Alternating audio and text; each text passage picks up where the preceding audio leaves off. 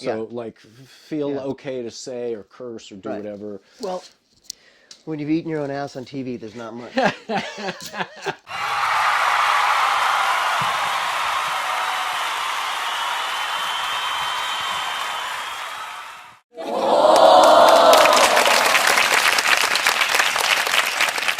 Ladies and gentlemen, it is my delightful pleasure to bring to you. It's unfortunate it's taken so long for us to sit down, considering we live 20 miles from each other in the same city, work in the same business, travel all the time together to get a podcast on the books. I know. But it takes me being a super fan of your work to get me on this couch and talk about what we're going to talk about. So, my guest here is Rob Benedict. I know you know him from several things. Now, I was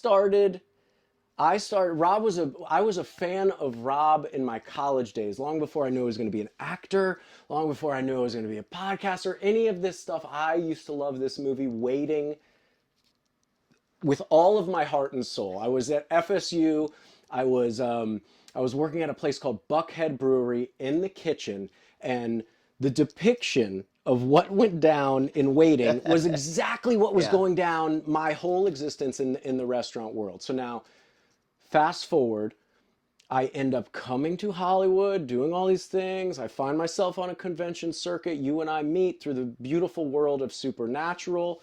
The creator, the king, our god of Supernatural essentially creates the next most wild, most free, most offensive superhero show with political nuance that is exactly reflective. And if you would have wrote it 10 years ago, nobody would have believed that the political nuance in The Boys would reflect any sort of reality. Yeah. Because it's chaos, but it is what it is. So now we're here, and we're going to talk about episode 2 of The Boys, where we meet none other than Rob Benedict's character, Splinter, right? Yeah, Splinter. Yeah, and yeah. it really should be, you really should be credited as Splinter 1, 2, 3, 4. Like exactly. you should have like numerous credits on there. And Splinter Prime is the main Splinter. Splinter Prime. Yeah. I find it interesting that I rewatched the episode this morning, like I told you, and for some reason, when I first watched it, I didn't realize we find you at a convention. Yeah. Of all the cons we've been to, Truth Con is the con of cons. And I mean, it is so funny what they did with this. And again, there's the nuance and the reflection of what's going on in society today and these just different things. And we meet this character, Splinter. Talk to me about, how did it originate? Was it you calling Kripke saying, hey man, what's up? I'd love to be on your show. Was it the character coming in as a breakdown for an audition? How did it happen? How did it come about? I want to know from the jump where it started. So, Eric, first of all, thank you for everything you said. It's great to be here to talk to you, Matt. But at the beginning, Eric and I talk every once in a while. I drop each other emails, and I've probably, like we all have, like, congratulations on The Boys. It's because I was a huge fan of the show. Yeah. And so I had said that I wanted, let me know if anything ever comes up that you want me to love to be a part of it, love to work with you again.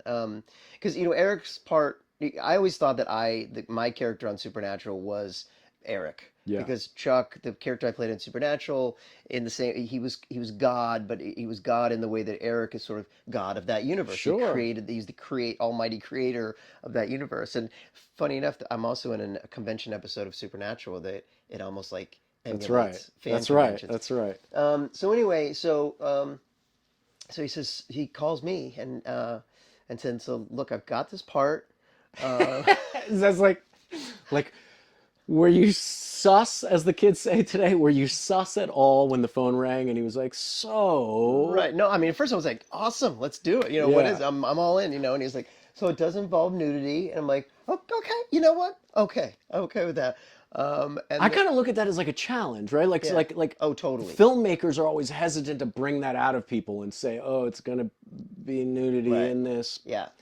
Could you ever imagine that it was going to be this type of nudity? Oh, no, not at all. No, and so he was like, so let me send you the script, see what you think. And he did say, like, it's not an audition, but I want you to put yourself on tape saying things, just because I think working in Amazon, there are a lot of cooks in the kitchen, so Sure. everyone's got to see. A Like, lot of people have to yeah, sign off on yeah, it, I'm yeah, assuming. yeah, Especially yeah. because it's literally the biggest, most watched show like in the world. And it's Prime's #1 show Yeah. by a long shot, and the whole process, he shoots it like a movie.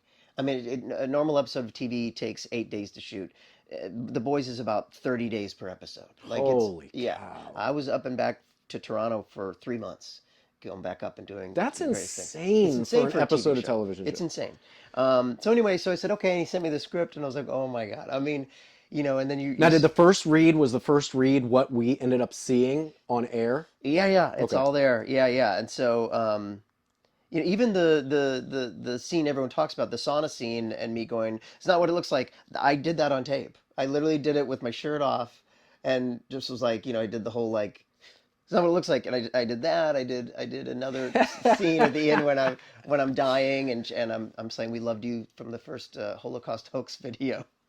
When he says that to her, Yeah. Firecracker. I thought the whole thing was hilarious. Like, I love that show. I get Eric's sense of humor. It's warped, and but it's just made me laugh. So I was like, you know what, I'm in. I sent in the tape, and right away he was like, it's part's yours, if you want it. And I said, yeah, let's do it, man. Let's do it. It's going to be, like you said, a challenge, but an experience. I will pay good money to see the other tapes I- of the guys that didn't get it. Well, and I don't think they were any. No, I it was honestly, just- I think he called me. He said, "Are you interested?" I said, "Throw yourself on tape so I can show the higher ups," and I did. And then he was like, "It's yours." So I think I was the only one. I don't think other people were auditioning for it. So Dude, yeah, that's amazing. yeah, I mean, that's how it should go. Yeah. Like obviously I understand the call and why he wants to put you on tape and all that stuff, but like for him to reach out to you and pull you in for a part that it takes a performer. right. It takes a commitment Yeah, to show up and do that. And all jokes aside, like, and I've told you this, I look at it as checking all the boxes of what I look for in a guest star. And it's not just like, oh, the nudity side of it, but there's comedy, there's action, there's this weird love arc for her, her. There's really so many bits and pieces. And then the cherry on top is, for a guy who loves action, seeing one of my best friends in the world in a giant action sequence where it's not because you're naked, but it's 8 versions or 10 versions of you in an action fighting. sequence. Yeah. The whole thing was. I mean, there's so many firsts. Which is so cool. Yeah, I love it. It was man. really great, and there's so many firsts for me doing this. So yeah, I've always, like, as dumb as it sounds now, but like as a kid, I loved Robert De Niro. I loved the idea of like throwing yourself into a role and completely losing yourself in it. Now, and so any chance I get, I this is what I do, and I love doing it. Yeah. I don't have the director skill that you and our friend Richard have. To me, it's all about acting. So I like throwing myself into something, and just be damned, I'm gonna do this because I'm gonna commit to this, and that's really more than anything I've done recently. That's really what this was, and down to my look. I mean, I shaved my head, I shaved my beard off, I had to tan myself. It was no doubt a character. Yeah, it was, like it wasn't yeah. like, oh, I'm Rob, I'm showing up, Right. they're gonna put me in an outfit, I'm gonna say lines. Yeah, Like, yeah. this was a completely Yeah. different person. And it's funny because we've seen versions of this person on the convention circuit. Yeah. Where it might be a person helping the convention, trying to support one of their favorite people, and they're like willing to do anything. Like, yeah, I'll put a Starburst and a gummy bear in your water and shake it up before I give it to you. Like, Yeah. And you embodied all that. And not to leave out, your body looked great. Like I worked out. I was like working you looked out. really in working out. like Yeah. not that you're not in shape, but no. like look, all of us want to stay in shape forever. We go through we go through these valleys and these hills where we're not, like, we hope we don't get called on our fattest day where we're Exactly. gonna be like, I don't feel like getting naked on screen. Nothing's more of a motivator than you've got to be naked in 2 months or whatever. So I was doing my workouts every day and try to get sun and but the next thing that happened after the part is yours is I had a Zoom call with the director, Karen Gaviola, and Phil Segrisha, our friend from Supernatural. Sure. Who's Shout out to Phil. Yeah. We love you, Yeah, buddy. we we love- love you, and we met the French version of you in Paris. We did. He had a face tattoo. You're dressing up for that guy as Halloween. Anyways, back to our Robbie. friend Phil Segrisha, who's a mensch and a producer and director from Supernatural, now producer and director of The Boys, and he and so we had this Zoom call, and there was a Zoom call to talk through the uncomfortable stuff. Right. So in What this, was most uncomfortable on the first read? What were you most like, how are we going to pull this off? I was worried. I wanted to know exactly how we were going to do the human centipedes. Okay, now I'm going to pause you right there because I just thought of something. If there was never a movie called Human Centipede, how do we talk about this scene? Yeah, that's a really good Like, question. because when I we say know. that, people kind The of scene where I'm know. having sex with myself, I guess. Where where I'm eating my own ass times 6. I don't know. But they I they love the cut to one of the cut tos where you're like, yeah, yeah, exactly. like, I was like, so funny. Yeah. And also so grotesque of a moment to be acted in a moment and make sense out of what that was. Was that Yeah. direction? Was that a choice when The you were like almost had like that ass was hair in your mouth? that was a choice. That was me. I knew it was watching Yeah, it. Like yeah, when I yeah. saw it today, I was like, no Yeah. doubt about it. That's Robbie all the time. But they did say like it was gross the way it was written, that it was like I had a sloppy face or whatever. But so this what was terrifying about this phone call is my concerns weren't alleviated in this phone call. I was like, so what's it?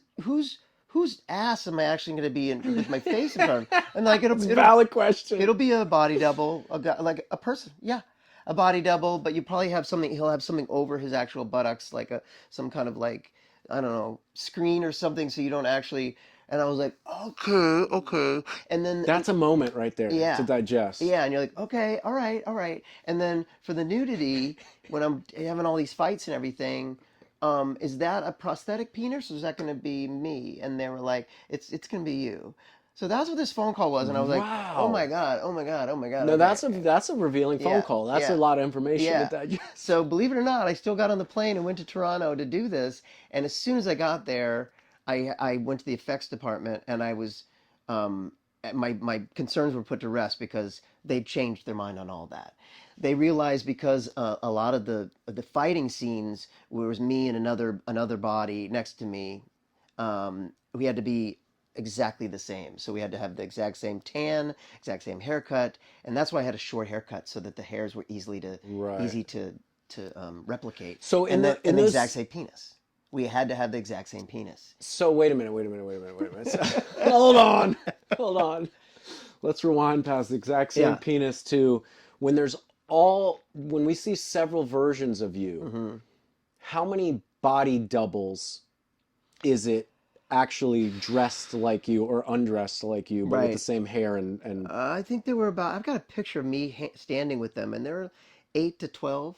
wow. But in various portions of the room, and because I keep spawning off. Right. Um, and So did then they change your face digitally on some of those, or I did they think there are a shoot them? couple of shots where there's digital because they had to do a 3D digital portrait of my face. They did that with a couple of shots, and Wow. then but with every fight, if there are three of me fighting Frenchie, I had to learn all three of those fights and act all three of those fights. And then when I would be guy 1, I'd have body doubles as guy 2, guy 3.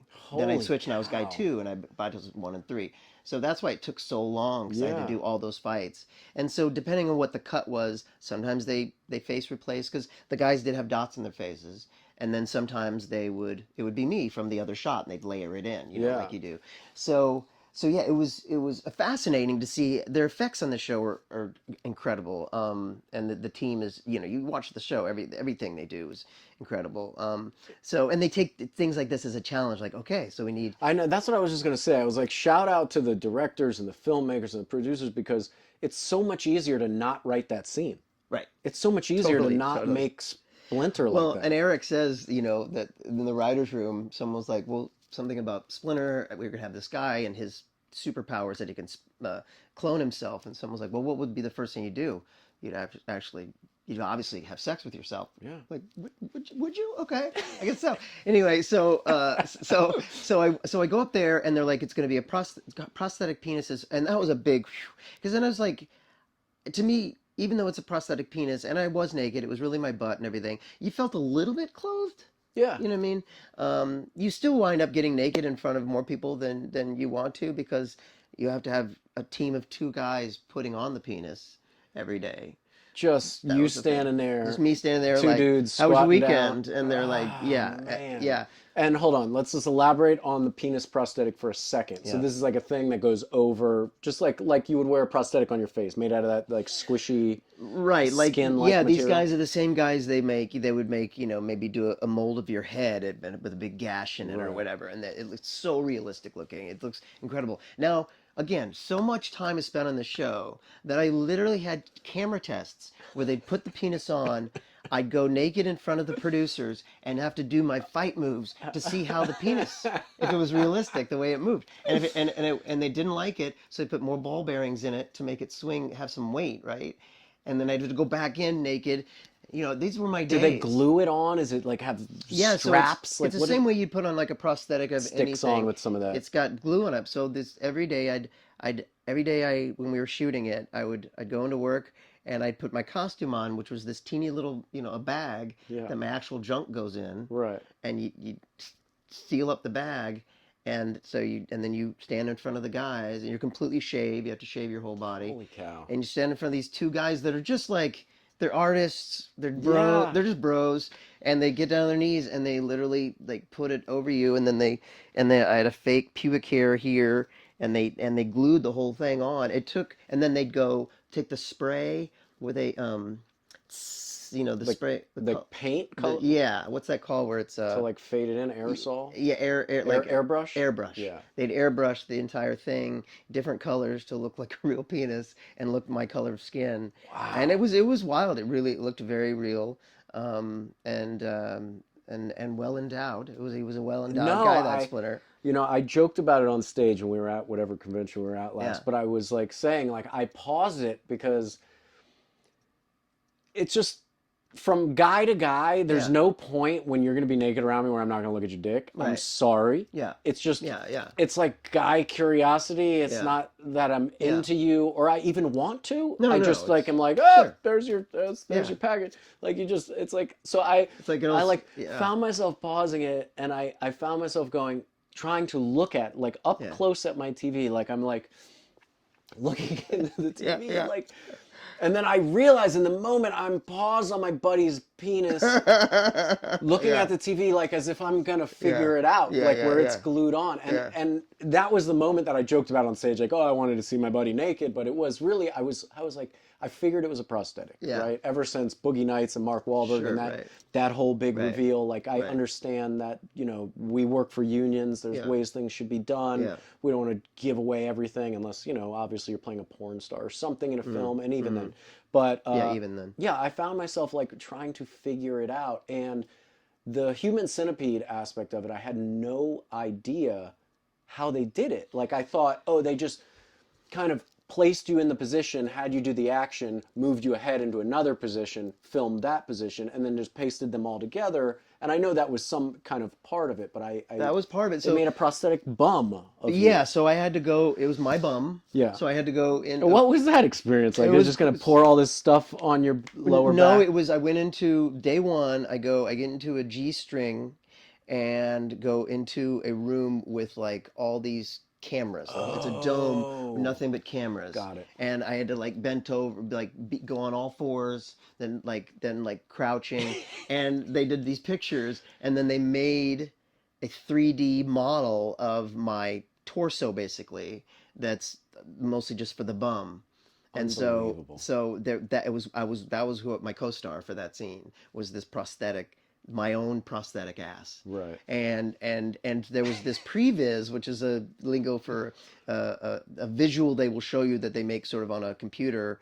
That's how they want it to look. Right. And that it was terrifying because you could saw the whole centipede, and every guy has his own position. Yeah. I should also say at this point too, per the director, she really wanted each clone to have his own personality. Yeah. So I literally had notes about who each clone was. Wow. And then until it got to the fight, then he's just spooning up. And then the new clones, their whole thing is the new clones are dumb. They don't know. The one of them doesn't know how to work a gun. You know what I mean? He's like, huh? Yeah, but They're it's so kinda much. dumb. It's so much fun to have those personality character aspects within the character, because it's not just like, oh, they just replicated a guy. It's not just a bunch. Yeah.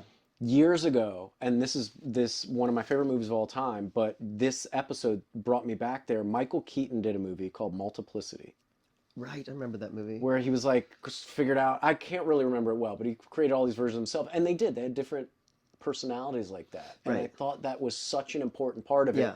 Even when you reveal in the human centipede part, Right. like it cuts back to a close-up Yeah. of a couple different versions Yeah, of you, yeah, and yeah. you're different Yeah, I'm each different. time. Yeah, yeah. And I Try to thought that be, was yeah. so great. It wasn't Yeah. just like, Yeah. like the same look Yeah, into yeah. camera. It was really great and well thought out. Again, shout out to the team of filmmakers. I mean, crushing it. Yeah, and so the honestly of all the things I did, that scene was probably the easiest to shoot because it was a locked off camera, Yeah. and I went guy number one, and then they had to, and then they had to like they would pull the shot up of what that shot was, Place. and then have to line me up exactly right, and I just do that until I was like every single guy in the, and then How long did that take to shoot? Were you That was like a hours? day. Yeah, wow. That was a day, and and then the last guy, of course, like is the most revealing of the guys. There's a guy that's kind of splayed out at the bottom, Yeah. who has it really bad. But yeah, and it was really funny. It was funny to do with Tomer and Karen walking in, Frenchie and Kamiko walk in. It was just fun to do that whole thing with them. But that was the moment when I was like the third guy in the centipede now, and Karen, who was kind of sheepish with some of this because she's a professional. She's like, I'm sorry, Rob, I just have to ask you, can you get your nose a little further into the ass? And I said, I studied Shakespeare at Northwestern University, and the whole crew laughed. I was like, that became this joke. That was like, I studied Shakespeare. That's so funny. And then Amazon ended up using that in the show. If you go on what's it called, 3D or something, Right. they'll show a fact about a scene, and then Gotcha. it says on the thing, which they actually emailed me like, how would you feel if we put this on the actual streamer? And I thought it was hilarious, but it was like, Rob Benedict wants us to tell you that he studied Shakespeare at So Northwestern funny. University. But look, I have to honestly say, it takes that caliber of actor to do that Right, role. right, Like, right. like take all the funny out of Right. it. There's a commitment there Mm-hmm. to the craft behind it all. End of story. Yeah, yeah. Like, you didn't show up to like, I'm going to be naked and phone this in. Right, Like, right, yeah. you acted the moments, you had like, Yeah. there's a moment even when you're standing at like a vendor's table and you're in the background Right. of like a Yeah. short conversation, still completely in character. Like she Totally. like hands you something, Yeah. like the way you like looked Yeah. at her, I was like, That's- this yeah. is who you want in your show, on your Yeah. on your thing. With somebody that's going to stay alive no matter what in the scene, Right. an actor that's going to stay committed to all the moments around them. It was really just There's great. an actor. I'm bad with with names. There's an actor that I love that was in Three Billboards. He's in that movie. He was, I think, he won an yeah. Academy Award for it, and he was in That was a great movie movie. Moon. He was in Sam Rockwell. Sam Rockwell. Yeah. Sam Rockwell. The movie that they did about the fan conventions. Yeah. It's like Star Trek kind of, Yeah. and then actual aliens come down with Yeah. the Galaxy Quest. Galaxy Quest. Sam Rockwell in Galaxy Forgot Quest about that. he's like his name is Guy, and he doesn't really have a character, and Right. you know that he's the one that's going to die. And so in the first half of the movie, he's sort of in the background of every scene. And I remember, if you focus on Sam Rockwell, he's given a performance of his life, and he's not even the focus of the screen. And I always think about that, and that's what that scene was to me. I'm not a focus of that scene, but I still had to, I'm in it. It's a reality for me. But yeah, that was like guy number 2 and guy number 4, and like one of my guys chewed gum all the time. Yeah. One of them guy was really shy and didn't like people. I love the intro when you first introduce what's her superhero name? Firecracker. Firecracker, and you're like, and she's also like a really good friend of mine. Yeah, totally. Yeah. And like you hold this look at her, it's so yeah, ridiculous. yeah. And then I added that he tried to hug her and she doesn't hug me back. Yeah, it's so good, but Yeah. it's so rooted in reality of what we've seen as from our experience of like doing all Right. these conventions and Right. meeting all these various characters on the Right. talent side and on the fan Right, side. yeah. Nobody could have played it from your understanding of playing it. Right. Yeah. Like both as a thespian and as a person that's been in those sort of atmospheres in the real Right. world. Yeah. No, and I thought it was really important to establish that, because like, who else, he loves her so much, and he's insane. But he had to just go rip one off in the sauna real quick because he's just obsessed with her. So anyway, yeah, that was fun. And that shot, my first shot, they used something that they kept telling me that they've never used this in TV before, but it was this shot that incorporated 6 different clones of me on stage at the same time, and it was in a pre-programmed shot on like almost like a robotic that could arm. repeat the move. Yeah. So I walk in the room, and then the camera kind of comes out, and we're setting up the stage for Firecracker. Right. And the way we did it is that's the first shot at where we kind of come off the sign and see you that I'm a clone. Yeah, exactly. And she's about to give the speech, so we're setting up the stage. But the way that they did that is like the arm had a motion that was pre-programmed. Right. And then there was a beat, and we had to step to the beat and do movements to the beat, and that was the way we lined up how everyone guy was going to go. So I couldn't overlap myself, and then yeah, I saw, and I really noticed that today. There's a like I think a guy's like on the corner of the stage and somebody in the middle of the stage, and then you walk through the two. But I noticed how I could see you not overlap. So I was wondering about how they did that. But that makes complete sense. I've seen a lot of kind of ad campaigns utilize those like robotic arms that can repeat the same exact motion. The only time I did anything like that is I did this. I was in Patricia Arquette had a show called, it was one word. Medium. Yes. I was on that. I was on. Her sister killed me. Really? I got Rosanna Arquette killed me with a nail gun in my face after making love to me. That's hilarious. That was much better than what I got to do. I had a fear of flying, and we were on an airplane that crashed.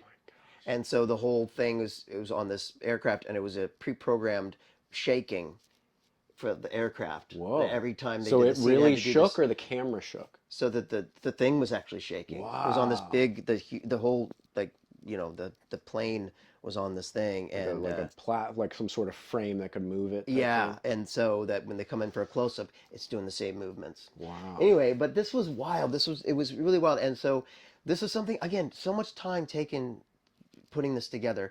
There was an afternoon where it was a casting for not my body doubles, because those were all stunt men. Right. These were atmosphere extras that had my same body type, but it was just to put the shots together. They were my stand-ins. So I had like 6 stand-ins. Holy cow. And all of them were doing the other movements on the stage. And so when we put the shot together, we could use them to help piece it together. And we all had choreography. And like I said, they'd go, and then I hand the box off. So like be the first guy, I walk in the room and hand the box off, and the other guy takes it 2, 3, 4, puts it down. Right. And so the whole thing was choreographed to rhythm. That's a lot for a guest starring role. Like there's a lot. It was insane. It was insane. And so, just to see it all put together the first time I saw it was just, it was so cool to see it all put together. But yeah, like I said, there's so many firsts for me in this, and I couldn't have been more. Oh, here's another one. We all had to be the same color, the same haircut, the same penis, everything, right? So I had to get a spray tan. I'd never had a spray tan before. And did you go into a machine, or was it It was a person by hand. She came to my hotel. Old school. Yeah, she came to my hotel room, and she was like, "So you go ahead and take your clothes off." And then I was like, "Oh, I don't put on a protective. No, I'm all the way naked. I get all the way naked to this stranger that's in my room. You got to kind of stand in positions. I stand in position completely naked. Now this was my real penis, and she sprayed me all over. And I did that 3 different times, because I kept having to go back up to Toronto, and then I'd have to do it again. And of course, by the end, you're like, how's it going? How's the weekend? How's your husband doing? Or whatever. Oh my goodness. Yeah, that's. I mean, I guess you have to be comfortable with yourself at some point and just give in to it. Yeah. But that's a lot. It's a lot. I remember doing a spray tan in college once, and I was like, I'm never doing that again. And it was like a woman that sprayed me, and I felt like like I I know, it haven't feels weird. I felt been weird to this me. naked unless I was, passionately in love with somebody. Oh yeah, and then she was like, turn around, and she did my back. She's like, now can you bend over? So I'm bent over, just showing her my ass. And I'm not you. You have a great. You're known for Listen, you having a got a really good pretty. You body. don't underestimate your I bum mean, bum. I mean, it yeah, shows up 19 times in this. 52 years old. It looks great. You're doing great. What am I You're doing doing? great. Anyway, so it was so, like I said, so many firsts. But yeah, and then when we got to the fight, I had 10 days of fight training, where I just went up to Toronto and did fight training with all of the stuntmen. And there's a scene in, I think, the first episode of this season where you see Homelander's son fight training Yeah, for his this with the fake, boxes around right, and everything. and Yeah. that's their actual room where they do. That's what I thought. So It made sense. yeah, they build a room around these empty boxes. So if you get thrown to a wall, it's just a box Yeah. you're being thrown into. But that was really awesome too. I had this great team of stuntmen that I worked with, and I had to learn every fight, and a lot of it was cut out because of time. And Eric didn't want that fight to go on too long, but Right. there's twice as much footage of that fight. Really? Yeah, there's much more footage than they even showed. So I just had to learn all these different moves. I feel like it always goes that way with fight sequences, though, because you have to film everything, and then you got to find what looks the coolest and Right. obviously fits into your parameters Right. for time and everything. Right. It just was so awesome. Yeah. There's so many aspects. The show is so unbelievably, unapologetically punk rock, right down to the music. I mean, the music they use in the show is incredible. Great. Like, I mean, when you think about like, I want to set out and make this movie, I want to make this show, you only hope you can use one of those type of songs, and they just have song after yeah. song that's just so profound. Yeah, and I'm pretty sure the composer is one of the composers we had on Supernatural. I'm I pretty wouldn't sure be about that. surprised. Yeah. I wouldn't be surprised. I mean, it's got a lot of the magic dust that Supernatural had on it, minus a bar. Right. Right. There's no bar, whether it's Right. high or low. Like, Yeah. there's no bar, and I Yeah. love that. And I think the magic of Kripke and what he's doing, and obviously Garth Ennis and Seth Rogen and all these guys Yeah.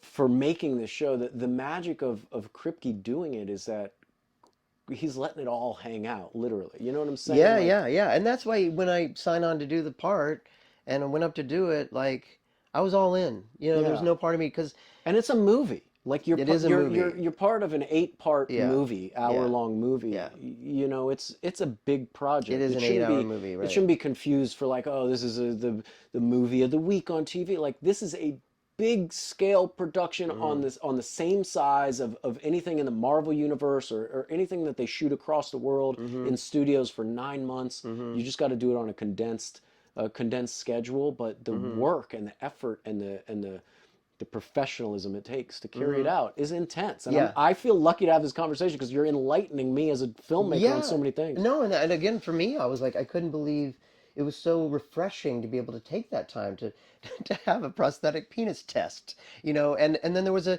tattoo test because one of the reason you can tell that Splinter Prime, it's Splinter. He's the only one with a tattoo. Got So he's it. got a firecracker tattoo. Got it. And so for him, every time I was him, I had to go in, and so there was a lot. I actually had a rash on my arm because depending on what we were shooting, the fights, Taking it on and off. on and off, yeah. on and off all day. And then, here's another thing. I had my character, because of the centipede scene, I get pink eye, and I had pink eye contacts. Really? And I had Now, was it a normal size one or was it a bigger one that I had went over? both. I had one that was like smaller, and then I had one of those massive thick ones. The that pink was eye beat super- is really funny. It's by the really way. funny, I mean, and that was a real contact. It's something. A lot of times they do that in post, but this Right. was like a real contact, and I had a contact person who would put it in for me because I'm not good with contacts. That part of the fight where we're at the beginning of the fight, it was like pink eye or no pink eye. Are we seeing pink eye or no pink eye? So it was the contacts are coming on and off. Sorry. the- That's a nightmare. the tattoos. Having to deal with your eyes. But the pink eye beat was so necessary. Yeah. So necessary. It's so Yeah. necessary. Yeah. You want water? Oh, yeah. Let me grab this water. Sorry, everybody. I'm choking a little bit. Well, it's a lot of information. A lot of information to process. So yeah, so there's that. I mean, I think back now and I go, you never have that kind of time. And also everything runs through Eric Kripke. So everything, everything. Well, we're gonna run this by Eric Kripke, and Eric will come back and be like, the tattoo's too big or whatever. His fingers all over that show, which again is a testament to his care and how much it means to him. And you can definitely tell, and being a guy that's a fan, like I was a fan of the show before anybody was on it. I knew Kripke was doing it. I bought the novels. I was like, I love this. The season 4, how it plays out, there's an episode mid-season. And now keep in mind, people watching and hearing this, if you haven't seen The Boys, I hope you have, go to your TV and watch it. Spoilers. But the show has so much action and so much visual fantasticness that it doesn't have to lean on the acting. But the acting is so good in the show. Yeah. Like, it's so good from your episode, and then getting on, there's this like I don't know if it's episode 5 or 6, but there's this like heavy where every character's got this real emotional thing. And that's what you appreciate about this type of things. It's not just the action. It's not just the superheroes. It's not just the ridiculous political nuanced comedy. It's that plus award-winning acting performances from everybody. Everybody, yes. All of you guys. What was it like working? I know you got to work with Frenchie and Kamiko. Is that? And Mother's Milk. And Carl Urban too. Laz Alonso, wasn't he? Alonso, yeah. Is that how you say his name? Laz or Laz? Laz. Laz Alonso. I know. What's the crew like? Obviously, I know, Jensen as Soldier Boy has mixed and mingled, and now you're mixing and mingle, and I'm sure there'll be more supernatural folks in there. But what's the team like? How was it working with them? Great. The crew itself is awesome, fantastic. Big crew. Big crew. Lots of people. Big crew, lots of people, Canadian crew. And the cast, I only worked with the boys side of the cast, but they were all awesome. I felt welcomed by them because of my supernatural pedigree. I mean, I think because I was in the OG show with Eric, and because Jensen and I are good friends, I feel like that went a long way because they love Jensen. And so that went a long way. But no, they were, really specifically, I worked a lot with Frenchie and Mother's Milk because my fighting was mostly with the two of them. So when I was in fight training, I was working with them as well. Which is something to be said as far as them making you feel so welcomed, because you and I have talked about this many times, but when you play a guest star, you come on to a show that's usually a decently well-oiled machine, and you hope to just show up and really deliver your thing, and you hope that people accept you and you're not disliked. But the rest of these other 6 or 8 series regulars, they're like, we got to get on to the next episode. Yeah, and they're a clique, right? They're a crew. They know each other and they're tight with each other. And you're coming in and it's your first day of school, and you're just like, you want to do a good job and be liked. And I think that I kind of won them over because they were all in the audience when I was doing the whole introducing Firecracker bit.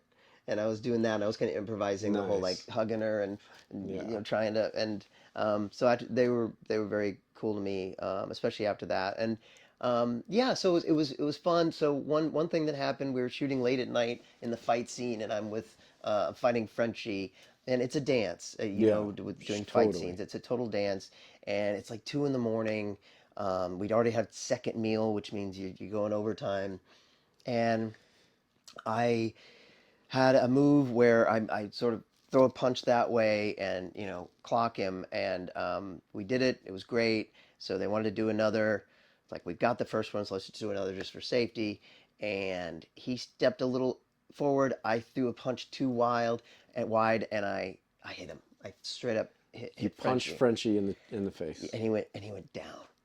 He went down. And this is at the end of a long day. End of a long day, and it's Frenchie. I mean, and again, about Laz and Tomer, they're intimidating characters, but they're sweet guys. Yeah. But I was intimidated by them because of their characters, right? Yeah. And he goes down, and I mean, there's a picture where I'm like on my knees, naked, by the way, and naked, with a prosthetic penis, naked, going like, oh my God, what have I done? I've injured the lead guy, and it was. And then, doctors came in and everything, and his face went, his like big black eye, and And I was like, I felt so awful, and I ended up going in the corner of the room, and I was just like, because I had worked so hard on all this stuff, and I'm balancing being naked, being open and vulnerable around people I don't even know, and the Yeah. fights and everything, and I was like, shit, and he immediately was like, where's Rob? Where's Rob? Where's Rob? And like he's over there, like, Rob, come here, and I went back, and he was like, hey man, it's okay. Like this happens. Happens to us. Not the first time we've got hit. We've gotten hurt. Don't blame yourself. It's really all right. And he's like, you've got a good left, and that's what's important. And You got a left that could put a man on the floor. Yeah, It's an exactly. important aspect. But they had to send him home because he couldn't do anything else that day. His face, and then it was the weekend because it was a Friday night, and his stand-in came in and did the rest of it. But and then the Monday he it was still a little swollen, but then it eventually went down. I gave him a bottle of tequila, but it heals all, really. yeah, You know? yeah. But I thought, well, this will be a good story someday that I actually. There's so many good stories from a single episode of television. insane. I don't want to finish talking to you without, if we're allowed to talk about it. I know you've been working on something else. Are we allowed to speak Sure, on yeah, that yeah, at yeah. all? Because I loved your look for it. You had Yeah, this. yeah.